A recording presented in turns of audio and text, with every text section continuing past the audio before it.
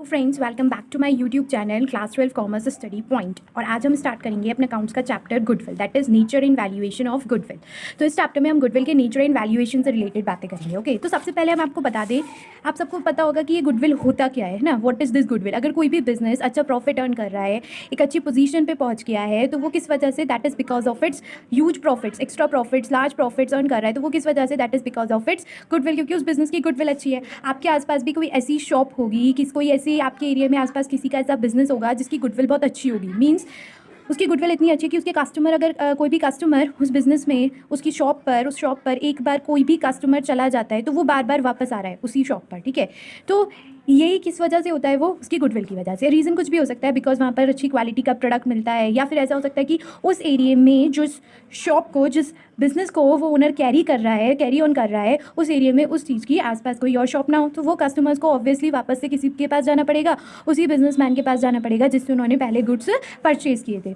सो goodwill main वही एक attractive force होता है जो कस्टमर को उसको पास बार बार लेकर आता है। फॉर एग्जांपल अगर हम देखें कि जियो है, ठीक है, जियो ने पहले फ्री में डेटा देकर, ओके, फ्री में अपने कस्टमर्स को डाटा देकर, तरह तरह के ऑफर्स देकर कस्टमर्स को अपने पास खींचा। ठीक है, कस्टमर्स बहुत सारे किसके हो गए, जियो के हो गए। अब बाद में वो कस्टमर्स किसी और, मतलब आफ्टर, पहले तो फ्री डेटा दिया, ऑफर्स अच्छे अच्छे दिए, बाद में जब जियो ने अपने रिचार्ज पैक्स कॉस्टली कर दिए ना, महंगे कर दिए, फिर भी उसके कस्टमर्स किसके पास थे, जियो के पास ही थे। वो क्यों नहीं गए, because of the goodwill of the Jio. Okay, so ये गुडविल की ही वजह से होता है कि कस्टमर आपके पास ही है, वो कहीं नहीं जा रहा है। ठीक है, तो दिस इज द गुडविल। अब बात कर लेते हैं गुडविल के मीनिंग के बारे में। Goodwill is an intangible asset which places an enterprise at an advantageous position.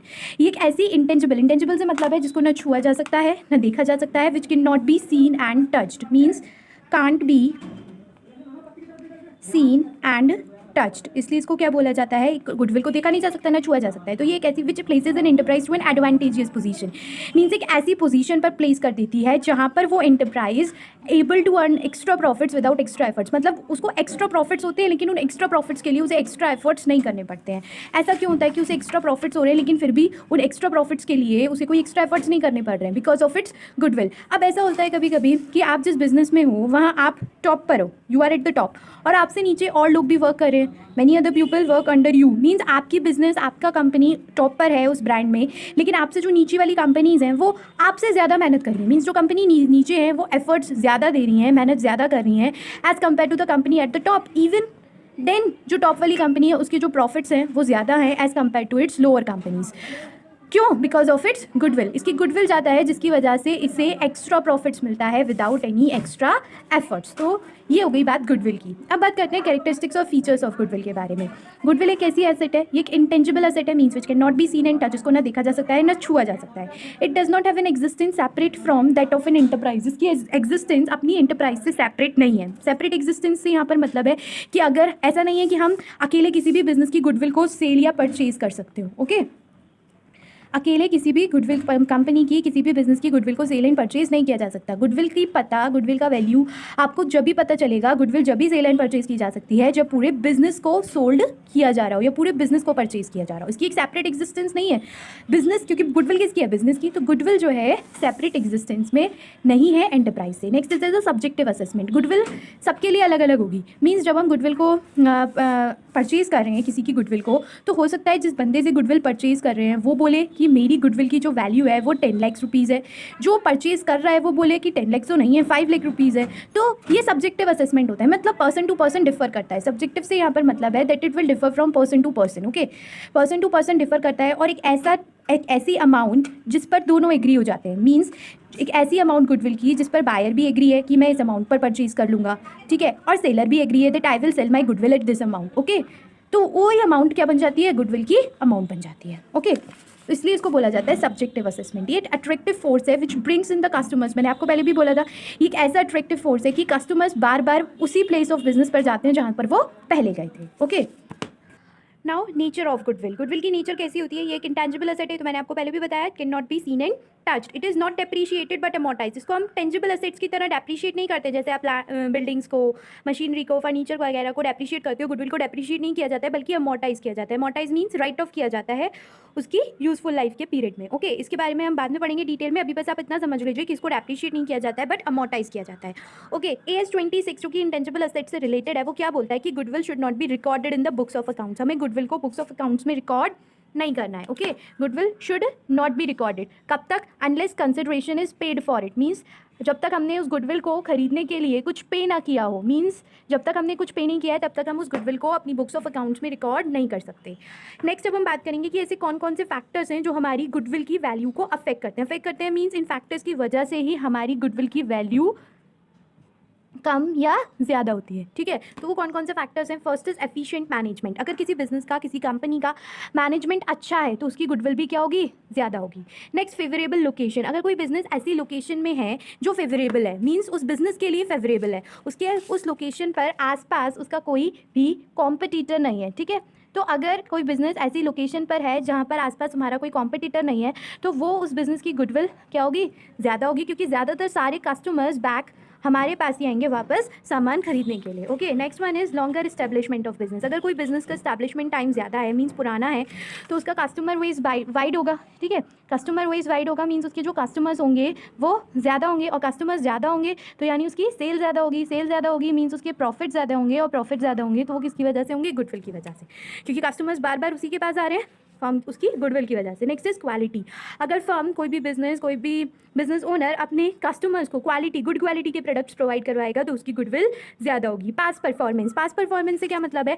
Past के प्रॉफिट्स पर भी डिपेंड करता है कि हमारी गुडविल कैसी होगी। मीन्स अगर हमारे प्रॉफिट्स का राइजिंग ट्रेंड शो कर रहे हैं, मीन्स ईयर टू ईयर हमारे प्रॉफिट्स क्या होते जा रहे हैं? बढ़ते जा रहे हैं, तो वो किसकी वजह से? गुडविल। तो इसकी गुडविल हमारी ज़्यादा होगी अगर हमारी पास्ट परफॉर्मेंस अच्छी है। तो आफ्टर सेल सर्विसेज से मतलब है, जैसे आपने देखा होगा, ये जो कार मैन्युफैक्चरर्स होते हैं या फिर कार सेलर्स, कार में जो डील करते हैं, कार सोल्ड करते हैं या बाइक्स वगैरह सोल्ड करते हैं, वो आफ्टर सेल सर्विसेज प्रोवाइड करते हैं। मीन्स आपको फ्री सर्विस प्रोवाइड करते हैं। अपना टाइम पीरियड फिक्स कर लेते हैं कि अगर आप उस टाइम पीरियड में आपकी कार में या बाइक में कोई भी प्रॉब्लम आएगी तो आपकी फ्री सर्विसिंग है। सो इस टाइप की अगर आफ्टर सेल सर्विसेज कोई भी बिजनेस अच्छी प्रोवाइड कर रहा है तो उसकी बिजनेस की गुडविल ज़्यादा होगी। ओके, नेक्स्ट अब हम बात करते हैं क्लासिफिकेशन ऑफ गुडविल। ठीक है, सो गुडविल को 2 पार्ट्स में क्लासीफाई किया जा सकता है। One is purchase goodwill and second one is self generated goodwill. Purchase goodwill से यहाँ पर हमारा मतलब है जो कोई भी फर्म एक्वायर करती है फॉर अ कंसिडरेशन, मीन्स जिसके लिए हमने कुछ पे किया है।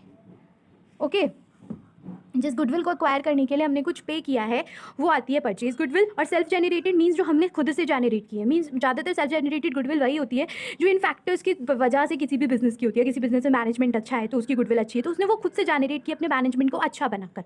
तो ये गुडविल हमने परचेज नहीं की होती है, not purchase for a consideration but it is earned by the efforts. अपने एफर्ट से मैनेजमेंट अपने एफर्ट से इस बिजनेस को, इस गुडविल को अर्न करता है। ओके, तो हम जैसा कि हमने पढ़ा था कि AS26 क्या बोलता है कि गुडविल को रिकॉर्ड नहीं करना है जब तक हमने उसके लिए कोई कंसिडरेशन पे ना की हो। मीन्स इसका मतलब क्या है कि हम सिर्फ परचेज गुडविल को ही अपनी बुक्स में रिकॉर्ड कर सकते हैं। बुक्स में can be recorded in books. Okay, कौन सी गुडविल को बुक्स में रिकॉर्ड किया जाएगा? परचेज गुडविल को। और सेल्फ जेनरेटेड गुडविल को बुक्स में रिकॉर्ड नहीं किया जाता है।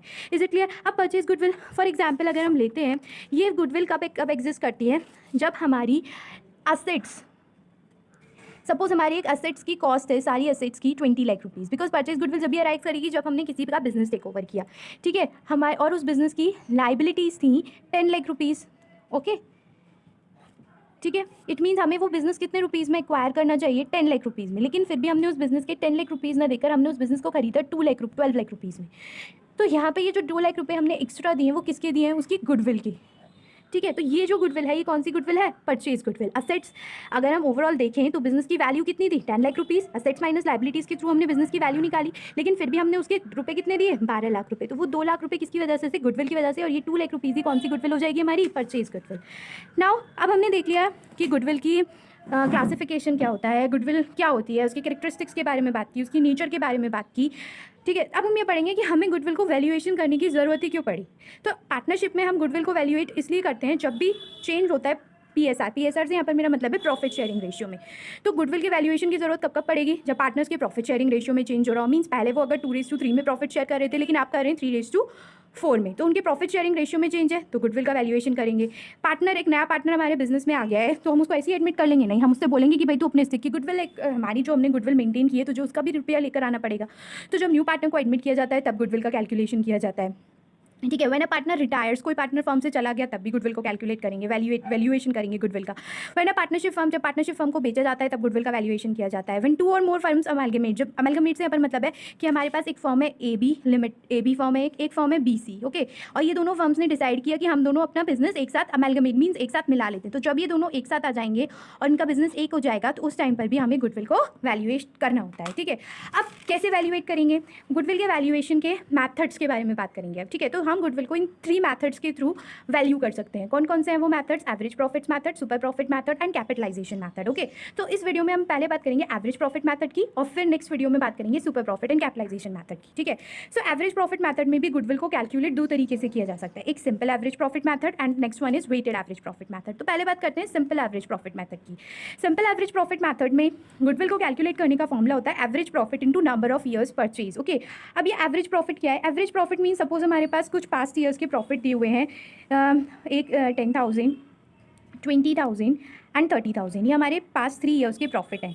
तो हम इनसे एक एवरेज प्रॉफिट निकालेंगे कि हमारा ऑन एन एवरेज हर साल हमारा कितना प्रॉफिट होता है, ठीक है। तो एवरेज निकालने के लिए हमें क्या करना होता है, जितने भी हमारे प्रॉफिट्स दिए हुए हैं उनको हम ऐड कर लेंगे, 10,000 प्लस 20,000 प्लस 30,000, और टोटल प्रॉफिट्स को डिवाइड कर दिया जाएगा जितने भी ईयर्स के हमने प्रॉफिट लिए हैं उससे। तो कितने ईयर्स के लिए? 1 2 3, सो 3 से डिवाइड कर दिया, टोटल कितना हुआ? 30,000, 20, 50 एंड 10, 60,000, 60,000 अपॉन 3, सो हमारा आंसर कितना आ गया?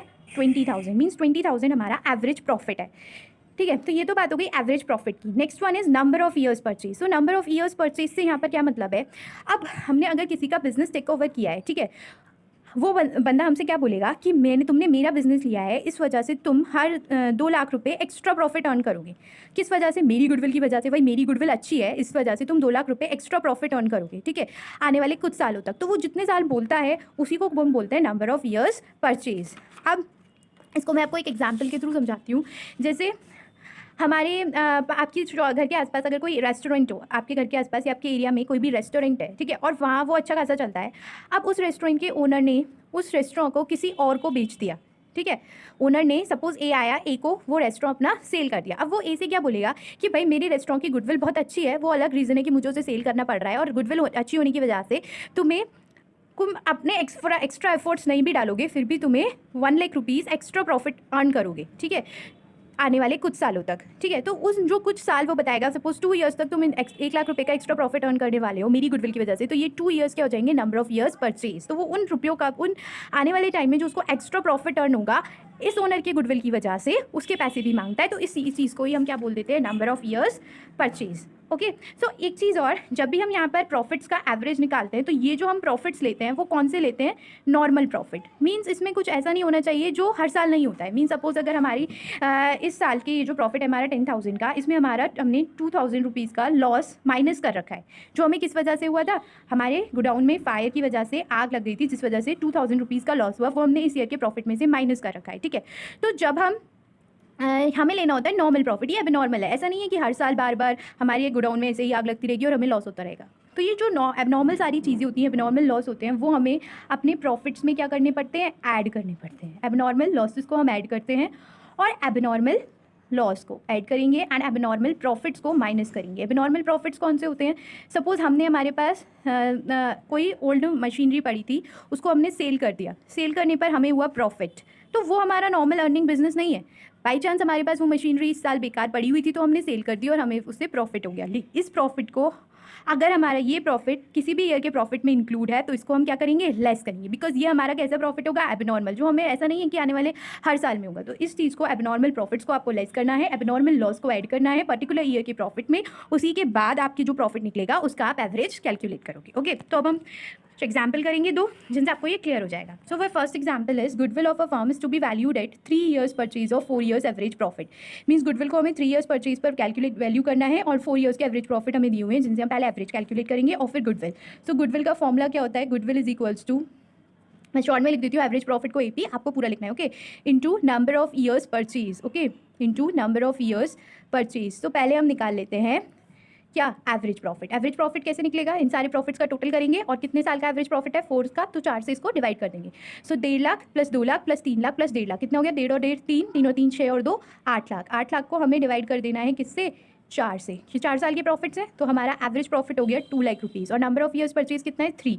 तो हमारी गुडविल की जो वैल्यू होगी वो क्या हो जाएगी, 2 lakh rupees into 3, so it will be 6 lakh. So हमारी गुडविल की वैल्यू कितनी हो गई, 6 लाख रुपीज़। अब यहाँ पे तो कोई केस नहीं था एबनॉर्मल प्रॉफिट का या एबनॉर्मल लॉस का। अब हम एक नेक्स्ट एग्जाम्पल और करेंगे जहाँ से आपको एबनॉर्मल प्रॉफिट और लॉस के बारे में चीज़ें क्लियर हो जाएंगी। Goodwill is to be valued at 3 years purchase, यहाँ पे 3 ईयर्स परचेज पर गुडविल को वैल्यू करना है ऑफ नॉर्मल प्रॉफिट, मीन्स आपको नॉर्मल प्रॉफिट लेने, यानी कि इसमें एबनॉर्मल प्रॉफिट और एबनॉर्मल लॉस के बारे में एडजस्टमेंट्स दिए होंगे। Okay, of last 4 years, 4 years के एवरेज प्रॉफिट से 3 ईयर्स के परचेज पर गुडविल को कैलकुलेट करना है। ये आपको प्रॉफिट्स दिए हुए हैं लास्ट 4 ईयर्स के, और ये बोल रहे हैं कि during the year ended 31 March 2015, means ये वाला जो ईयर है, an asset was sold at a gain of rupees 10,000। हमने 10,000 के गेन पर एक एसेट सोल्ड कर दी। तो ये जो 10,000 का गेन हो रहा है, ये हमारा कैसा गेन है, एबनॉर्मल गेन है। हर साल तो नहीं होगा, इस साल पड़ा था इसलिए बेच दिया। तो इस 10,000 रुपीज़ को हमें इस 90,000 के प्रॉफिट में से लेस करना होगा, बिकॉज ये 10,000 क्या है, हमारे एबनॉर्मल प्रॉफिट। और मैंने आपको बताया था कि आपको एबनॉर्मल प्रॉफिट को क्या करना है,